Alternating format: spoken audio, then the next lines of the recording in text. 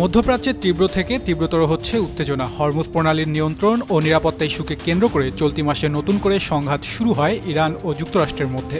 পাকিস্তানের মধ্যস্থতায় হওয়া সমঝোতা স্মারকের ভিত্তিতে যে যুদ্ধবিরতি কার্যকর ছিল সেটি ৮ জুলাই আর বহাল নেই বলে ঘোষণা দেন মার্কিন প্রেসিডেন্ট ডোনাল্ড ট্রাম্প। এরপর থেকেই দুই পক্ষের মধ্যে শুরু হয় ধারাবাহিক পাল্টাপাল্টি হামলা। এর জবাবে অপারেশন নাসর ২ নামে ১৫ দিনব্যাপী সামরিক অভিযান চালানোর দাবি করেছে আইআরজিসি। শনিবার তাসনিম নিউজ এজেন্সিকে দেওয়া সাক্ষাৎকারে আইআরজিসির মুখপাত্র ব্রিগেডিয়ার জেনারেল হোসেন মোহেবি বলেন, ইরানের বিরুদ্ধে পরিচালিত হামলায় ব্যবহৃত মধ্যপ্রাচ্যের মার্কিন ঘাঁটিগুলোকেই লক্ষ্য করে এই অভিযান পরিচালনা করা হয়েছে। সুস্থ জীবন, সুন্দর পৃথিবী।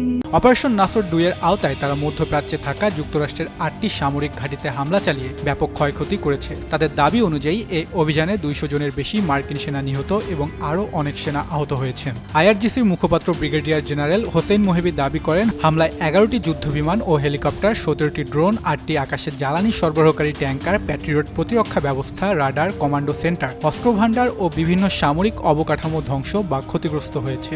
এমনকি একটি ঘাঁটির ২০টি হ্যাঙ্গার ধ্বংসের দাবিও করেছে আইআরজিসি। মোহেবি আহ্বান জানান, প্রকৃত ক্ষয়ক্ষতির চিত্র প্রকাশে আন্তর্জাতিক সংবাদ মাধ্যমের জন্য সংশ্লিষ্ট ঘাঁটিগুলো উন্মুক্ত করার। তবে যুক্তরাষ্ট্র এখন পর্যন্ত এসব দাবি নিশ্চিত করেনি। ওয়াশিংটনের পক্ষ থেকে হতাহত বা ক্ষয়ক্ষতির বিষয়েও কোনো আনুষ্ঠানিক স্বীকৃতি দেওয়া হয়নি।